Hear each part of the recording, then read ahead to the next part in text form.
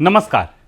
अगर आप अमेरिका में नौकरी करने का सपना देख रहे भारतीय इंजीनियर हैं, अमेरिका में पढ़ रहे इंडियन स्टूडेंट हैं या टीसीएस, इन्फोसिस, एचसीएल जैसी आईटी कंपनी में काम करते हैं, तो पिछले कुछ महीनों से डोनाल्ड ट्रंप आपके H-1B वीज़ा के साथ एक के बाद एक बदलाव कर रहे हैं। पहले H-1B की लॉटरी बदल दी, जितनी ऊंची सैलरी, सिलेक्शन का उतना ज़्यादा चांस। फिर कहा फॉरेन वर्कर को देने वाली मिनिमम सैलरी का हिसाब और कड़ा करेंगे। पिछले साल नए H-1B वर्कर पर सीधे $1 लाख का टोल लगा दिया। कोर्ट ने रोक दिया। अब ट्रंप एडमिनिस्ट्रेशन फिर लौटा है नई फाइल के साथ, नए कानूनी रास्ते से, और अब रकम है $1,03,265 एक नया H-1B, एक कर्मचारी, और सिर्फ इस अतिरिक्त सरकारी फीस के रूप में $1 लाख से ज़्यादा। पहले ऐसे वीज़ा पर एम्प्लॉयर की सरकारी लागत आमतौर पर कुछ $1000 होती थी। अब प्रस्ताव है उसके ऊपर इतना बड़ा दरवाज़ा। और बात सिर्फ फ़ी की नहीं है, वेटिंग कड़ी हो रही है। वेज का फॉर्मूला बदल रहा है, सिलेक्शन का फॉर्मूला बदल चुका है, कुछ H-1B और L-1 मामलों की अतिरिक्त फीस भी बढ़ा दी है। यानी अलग अलग हेडलाइंस मत देखिए, सबको एक साथ रखिए तो ट्रंप की पूरी H-1B पॉलिसी एक लाइन में समझ आती है। ट्रंप H-1B का पुल तोड़ नहीं रहे, वे उसके टोल प्लाजा को बदल रहे हैं। और अब सिग्नल है फॉरेन टैलेंट चाहिए, लेकिन ऐसा टैलेंट जिसके लिए कंपनी ज़्यादा सैलरी दे, सिलेक्शन में उसे प्राथमिकता मिले और ज़रूरत पड़े तो $1 लाख से ज़्यादा टोल भी भर सके। तो सवाल है, अमेरिका को दुनिया का बेस्ट टैलेंट चाहिए, फिर आने का रास्ता इतना महंगा क्यों? अगर H-1B अमेरिकन जॉब्स छीनता है तो इसे बंद क्यों नहीं कर देते? और अगर सिलिकॉन वैली को यही विदेशी टैलेंट चाहिए तो वीज़ा को धीरे धीरे लॉटरी से ऑक्शन क्यों बनाया जा रहा है?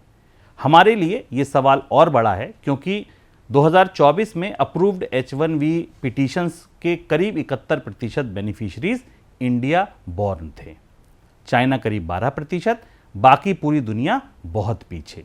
यानी वॉशिंगटन में H-1B की एक स्क्रू कसती है तो आवाज़ सिर्फ सिलिकॉन वैली में नहीं आती, तो बेंगलोर, हैदराबाद, पुणे, गुरुग्राम और अमेरिका की यूनिवर्सिटी में पढ़ रहे हजारों इंडियन स्टूडेंट तक जाती है। और सबसे दिलचस्प सवाल, ट्रंप चाहते हैं फॉरेन वर्कर्स की जगह अमेरिकन्स को नौकरी मिले, लेकिन अगर इंडियन इंजीनियर को अमेरिका लाना $1 लाख महंगा हो गया तो कंपनी अमेरिकन को हायर करेंगी या कहेंगी इंजीनियर अमेरिका मत लाओ, काम बेंगलोर भेज दो? यही इस पूरी कहानी का ट्विस्ट है। इसलिए आज हमें केवल $1,03,265 की फीस नहीं समझनी, हमें समझना है H-1B बना क्यों था, इस पर इंडियंस इतने ज़्यादा कैसे पहुंचे, अमेरिका को इससे परेशानी क्या हुई, ट्रंप बार बार इसे क्यों बदल रहे हैं, और क्या इस पॉलिसी से अमेरिकन जॉब्स लौटेंगी या जॉब्स का ज्योग्राफी ही बदल जाएगा। मैं हूं शुभम शंकधर, आप देख रहे हैं क्लियर कट। कहानी शुरू होती है 1990 से। साल 1990 का था, तब गूगल पैदा नहीं हुआ था, अमेजॉन भी नहीं था, फेसबुक तो दूर दूर तक कहीं नहीं था, वर्ल्ड वाइड वेब यानी WWW भी आम आदमी की जिंदगी में नहीं आया था। लेकिन अमेरिका को एक चीज दिखाई दे रही थी, आने वाली इकोनॉमी में स्किल्ड वर्कर्स की जरूरत बढ़ेगी। 29 नवंबर 1990 को प्रेसिडेंट जॉर्ज H.W. बुश ने इमिग्रेशन एक्ट पर हस्ताक्षर किए। इसी व्यवस्था से आधुनिक H-1B वीजा आया। विचार बहुत सीधा था, अगर अमेरिका में किसी खास स्किल का प्रोफेशनल पर्याप्त संख्या में नहीं मिल रहा तो दुनिया से बुलाओ, engineer, programmer, scientist, doctors, researcher, यानी अमेरिका ने दुनिया के टैलेंट का एक पुल बना दिया। शुरुआत में सामान्य एनुअल कैप 65,000, फिर 1990 में इंटरनेट बूम, .com और Y2K, प्रोग्रामर्स की डिमांड इतनी बढ़ी कि कांग्रेस ने उस पुल को और चौड़ा कर दिया। 2001 से 2003 तक कैप 1,95,000, फिर .com बबल फूटा, डिमांड बदली, 2004 में कैप वापस 65,000 कर दी गई, और बाद में यूएस ने मास्टर्स या हायर डिग्री हासिल करने वालों के लिए 20,000 की अलग छूट कर दी। इसलिए आमतौर पर कहा जाता है 85,000 कैप सब्जेक्ट H1B। लेकिन H1B असल में है क्या? ये ऐसा वीज़ा नहीं जिसके लिए वर्कर अकेला फॉर्म भरकर कह दे मुझे अमेरिका जाना है। H1B में एम्प्लॉयर दरवाजा खोलता है, कंपनी कहती है मुझे इस खास नौकरी के लिए इस फॉरेन प्रोफेशनल की ज़रूरत है। जॉब स्पेशलिटी ऑक्यूपेशन होनी चाहिए, यानी ऐसी नौकरी जिसमें खास नॉलेज और आमतौर पर डिग्री लेवल क्वालिफिकेशन चाहिए। एम्प्लॉयर को वेज रूल्स भी मानने होते हैं। फॉरेन वर्कर को तय प्रिवेलिंग वेज या समान यूएस वर्कर को मिलने वाले एक्चुअल वेज से नीचे नहीं रखा जा सकता। फिर USCIC पिटीशन देखता है, नई कैप सब्जेक्ट सीट है तो सिलेक्शन प्रोसेस, फिर पिटीशन, अप्रूवल, आमतौर पर 3 साल और एक्सटेंशन के साथ अक्सर 6 साल तक। यानी वीज़ा वर्कर के पासपोर्ट पर लगता है लेकिन आर्थिक फैसला कंपनी की बैलेंस शीट करती है। इसलिए $1,03,265 की नई फीस इतनी महत्वपूर्ण है। कंपनी को पूछना पड़ेगा ये एम्प्लॉई मेरे लिए कितना ज़रूरी है। सैलरी अलग, फिर लीगल कॉस्ट उसकी, फिर रीलोकेशन अलग से, और गवर्नमेंट को $1,00,000 से ज़्यादा अलग से देना है। यानी ट्रंप रिज्यूम से पहले एम्प्लॉयर की जेब से कन्विक्शन नापना चाहते हैं। अब अगली बात, 85,000 वीजा और 4 लाख अप्रूवल कैसे? ये H1B की सबसे आम उलझन है। हम सुनते हैं कैप 85,000, फिर USCIC का डेटा कहता है कि करीब 2004 में 3,99,000 H1B पिटीशन अप्रूव हुई। दोनों सही हैं। क्यों? क्योंकि 85,000 की सीमा मुख्य रूप से नई कैप सब्जेक्ट एलोकेशन पर है। पहले से मौजूद H1 का एक्सटेंशन अलग है। एम्प्लॉयर बदलना अलग हो सकता है, कंटिन्यूइंग एम्प्लॉयमेंट अलग हो सकता है। यूनिवर्सिटी को और कुछ रिसर्च ऑर्गेनाइजेशन कैप एग्जेम्प्ट भी हैं। 2024 में करीब 3,99,000 अप्रूवल्स में लगभग 1,41,000 इनिशियल एम्प्लॉयमेंट के थे और करीब 2,58,000 कंटिन्यूइंग एम्प्लॉयमेंट के। इसलिए पुल पर 85,000 नए पास हैं, लेकिन पुराने पास लेकर आने जाने वाली गाड़ियां उससे कहीं ज्यादा हैं। और पुल पर इंडियन ट्रैफिक इतना ज्यादा कैसे हुआ? इसके पीछे केवल यह कहानी नहीं कि इंडियन इंजीनियर अच्छे हैं, इसके पीछे पूरा आर्थिक इतिहास है।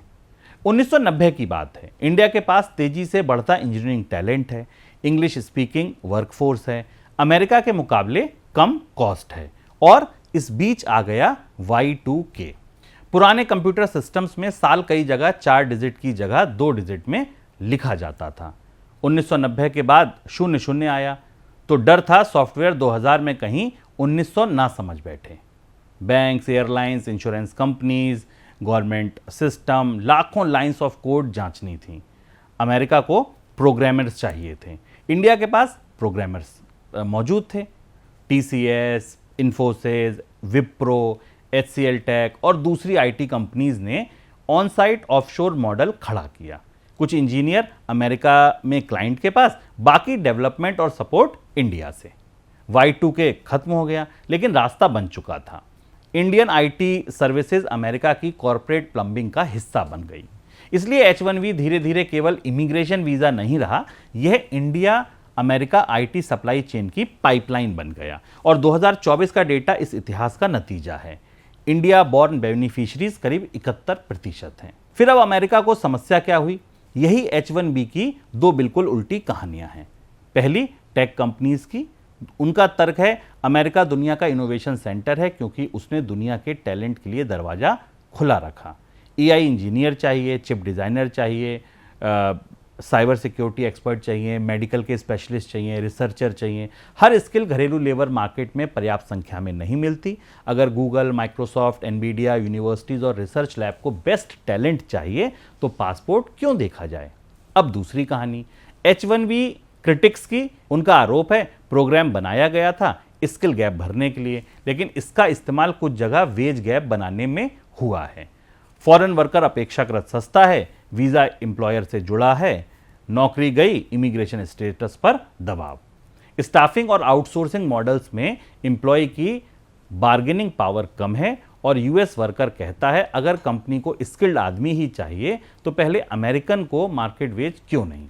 ट्रंप इसी दूसरी कहानी पर राजनीति करते हैं। 2025 में उनकी प्रोक्लेमेशन का साफ तर्क था प्रोग्राम के कुछ हिस्सों ने अमेरिकन वर्कर्स को सस्ते फॉरेन लेबर से रिप्लेस करने का रास्ता बनाया।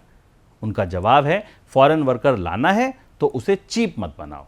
लेकिन ट्रंप की ये लड़ाई नई नहीं है। पहले ट्रंप टर्म 2017 नारा buy American hire American. H1B scrutiny बढ़ी, स्पेशलिटी ऑक्यूपेशन की जांच सख्त हुई, एम्प्लॉयर्स की फाइल ज़्यादा सवालों में आई। फिर 2020 में कोविड के बीच ट्रंप ने कुछ नए H1B और दूसरे वर्क वीज़ा होल्डर की एंट्री अस्थायी रूप से रोक दी। एडमिनिस्ट्रेशन बदला, पॉलिसी कुछ नरम हुई, लेकिन मूल विवाद खत्म नहीं हुआ, क्योंकि सवाल वीज़ा का था ही नहीं। सवाल था फॉरेन टैलेंट अमेरिका की इकोनॉमी को बड़ा करता है या अमेरिकन वर्कर की सैलरी को छोटा करता है। और इसका सीधा यस या नो जवाब नहीं है। किस सेक्टर में, कौन सी स्केल, किस वेज पर, किस एम्प्लॉयर के जरिए, सारा जवाब इन 4 चीज़ों में बदल जाता है। फिर आया लॉटरी का खेल। H1B की डिमांड अवेलेबल सीट से बहुत ज़्यादा, इसलिए सिलेक्शन। लेकिन पुराने रजिस्ट्रेशन सिस्टम में एक समस्या उभरी। एक ही व्यक्ति की तरफ से अलग अलग एम्प्लॉयर के जरिए कई रजिस्ट्रेशन हो सकती थी, जिससे सिस्टम को गेम करने का शक बढ़ा। बाइडेन एडमिनिस्ट्रेशन ने 2024 में बेनिफिशियरी सेंट्रिक सिलेक्शन लागू किया। व्यक्ति एक सिलेक्शन पूल में चांस एक, भले उसके बिहाफ पर कई लेजिटिमेट एम्प्लॉयर रजिस्ट्रेशन करें। मतलब डुप्लीकेट लॉटरी टिकट की दुकान बंद। लेकिन ट्रंप वापस आए और बोले समस्या केवल टिकट की है ही नहीं, सभी टिकट का वजन बराबर क्यों है। इसलिए लॉटरी अब बराबर लॉटरी नहीं। दिसंबर 2025 में DHS ने नया वेटेड सिलेक्शन सिस्टम फाइनल किया। अब अगर सिलेक्शन की जरूरत पड़े तो वेज लेवल के हिसाब से वेट मिलेगा। जैसे लेवल 1 तो 1 एंट्री, लेवल 2 2 एंट्री, लेवल 3 तो 3, लेवल 4 4। यानी पहले लॉटरी में एक कैंडिडेट की एक पर्ची, अब ऊंचे वेज लेवल वाले की 4 तक। नाम लॉटरी ही है, लेकिन तराजू सैलरी की तरफ झुक गया। सरकार का तर्क है इससे H1B ज़्यादा स्किल्ड और ज़्यादा पेड वर्कर्स की तरफ जाएगा और लोअर पेड जॉब्स के लिए प्रोग्राम का इस्तेमाल कम होगा। यही ट्रंप की पॉलिसी का पहला बड़ा फिल्टर है। सैलरी जितनी ऊंची, दरवाजा उतना चौड़ा। दूसरा फिल्टर क्या है? Wage floor. March 2026 US labor department ने प्रिवेलिंग वेज का फॉर्मूला बदलने का प्रपोजल दिया। आज भी एम्प्लॉयर को फॉरेन वर्कर को निर्धारित वेज फ्लोर के से नीचे नहीं रखना चाहिए, लेकिन ट्रंप एडमिनिस्ट्रेशन का कहना है मौजूदा वेज लेवल्स कई जगह मार्केट वेज से काफ़ी नीचे हैं, इसलिए नया फॉर्मूला प्रस्तावित है जिससे H1B जैसे प्रोग्राम में वेज फ्लोर ऊपर जाएं। प्रपोजल में 4 वेज लेवल के परसेंटाइल बेंचमार्क को ऊंचा करने की योजना है। सरकार कहती है इससे चीफ फॉरेन लेबर का इंसेंटिव घटेगा। क्रिटिक कह सकते हैं इससे जूनियर टैलेंट और कम सैलरी वाले क्षेत्रों में अच्छे वर्कर्स के लिए रास्ता मुश्किल होगा। यानी दूसरा सिग्नल भी वही, फॉरेन वर्कर लाओ लेकिन सस्ता मत लाओ। और तीसरा फिल्टर $1 लाख। सितंबर 2025 ट्रंप ने प्रेसिडेंशियल प्रोक्लेमेशन से कुछ नए H1B वर्कर्स के लिए $1 लाख पेमेंट लगा दिया। पुरानी सामान्य सरकारी फीस मोटे तौर पर $2000 से $5000 के आसपास हुआ करती थी। अचानक $1 लाख। तर्क था अगर वर्कर सचमुच अमेरिका के लिए बहुत ज़रूरी है तो एम्प्लॉयर इतना खर्च करेगा। अगर फॉरेन वर्कर केवल कॉस्ट बचाने के लिए लाया जा रहा है तो इकोनॉमिक्स टूट जाएगी। यानी चीप लेबर का डिस्काउंट खत्म। लेकिन यहां ट्रंप का टोल प्लाजा कोर्ट में पहुंच गया। कोर्ट ने पूछा फीस है या टैक्स। जून 2026 की बात है। मैसाचुसेट्स की फेडरल कोर्ट ने $1 लाख पेमेंट को रोक दिया। कोर्ट का निष्कर्ष, यह व्यवस्था कांग्रेस की मंजूरी के बिना लगाया गया अनऑथराइज्ड टैक्स जैसी है। ट्रंप एडमिनिस्ट्रेशन अपील में गई। जुलाई में अपील्स कोर्ट ने तत्काल तौर पर पुराने निर्णय को रोकने से इनकार किया। मामला भी खत्म नहीं हुआ, लेकिन पुराना रास्ता कानूनी मुश्किल में पड़ गया। तो ट्रंप एडमिनिस्ट्रेशन ने क्या किया? टोल हटाया नहीं, टोल प्लाजा का नक्शा बदल दिया। और अब यही है आज की खबर। 24 अगस्त 2026 को डिपार्टमेंट ऑफ होमलैंड सिक्योरिटी ने नया प्रपोज्ड रूल निकाला। परमानेंट एडिशनल फीस $1,03,265 और ये fees cap subject H1B petition पर दूसरी जरूरी फीस के ऊपर होगी। DHS का अनुमान है कि अगर 85,000 पिटीशंस पर यह लागू हुई तो सालाना करीब $8.8 बिलियन रेवेन्यू आ सकता है। डिपार्टमेंट का तर्क है ये इमिग्रेशन सिस्टम से जुड़ी फेडरल कॉस्ट को फाइनेंस करने के लिए है और उसका मानना है कि ऐसे एम्प्लॉयर्स ये फीस देने की क्षमता रखते हैं। ध्यान रहे, अभी ये फाइनल रूल नहीं है, प्रपोजल है। पब्लिक कमेंट प्रक्रिया के बाद साल के अंत तक फाइनल हो सकता है, और फाइनल हुआ तो फिर कोर्ट चैलेंज लगभग तय मानिए, क्योंकि पुराना $1 लाख फी पर चल रहे मुकदमे के तर्क नई फीस के खिलाफ भी इस्तेमाल किए जा सकते हैं। लेकिन नई फीस पुरानी से ज़्यादा महत्वपूर्ण क्यों है, ये समझिए। पुरानी $1 लाख की जो व्यवस्था थी मुख्य रूप से अमेरिका से बाहर से आने वाले कुछ H1B वर्कर को टारगेट करती थी। अमेरिका में पहले से F1 स्टूडेंट वीज़ा पर पढ़ रहे बहुत से लोग चेंज ऑफ स्टेटस के रास्ते उससे बच जाते थे। नई प्रपोज्ड फीस का दायरा कैप सब्जेक्ट पिटीशन पर ज़्यादा व्यापक है। अगर ये इसी रूप में फाइनल हुई तो अमेरिका में डिग्री करने के बाद वही H1B पर जाने वाले स्टूडेंट के एम्प्लॉयर पर भी भारी कॉस्ट आ सकती है। इसलिए ये केवल TCS या इन्फोसिस की खबर नहीं, ये IIT के उस स्टूडेंट की भी खबर है जो मास्टर्स के लिए अमेरिका गया है। अब असली इकोनॉमिक्स देखिए। 2024 में computer related initial H1B job में मीडियन कंपनसेशन करीब $1,01,000 के आसपास थी और नई प्रपोज्ड फीस $1,03,265। इसे साथ रखिए। कई टेक्नोलॉजी जॉब में पहले साल गवर्नमेंट का टोल ही एम्प्लॉय की करीब 1 साल की सैलरी जितना बैठ सकता है। तो एम्प्लॉयर क्या करेगा? 4 रास्ते। पहला, कैंडिडेट बहुत खास है, AI scientist, chip architect, rare medical speciality, senior quant, fee भरो भाई। दूसरा रास्ता, अमेरिकन हायर करो, यही ट्रंप का उद्देश्य है। तीसरा, काम ऑटोमेशन को दो। चौथा, एम्प्लॉय को अमेरिका मत लाओ, काम एम्प्लॉय के पास भेज दो। और यहीं इंडिया वापस कहानी में आता है, हायर अमेरिकन या वर्क फ्रॉम इंडिया। मान लीजिए न्यूयॉर्क की कंपनी को एक सॉफ्टवेयर इंजीनियर चाहिए। इंडियन इंजीनियर को अमेरिका लाने की कॉस्ट में $1 लाख टोल जुड़ गया।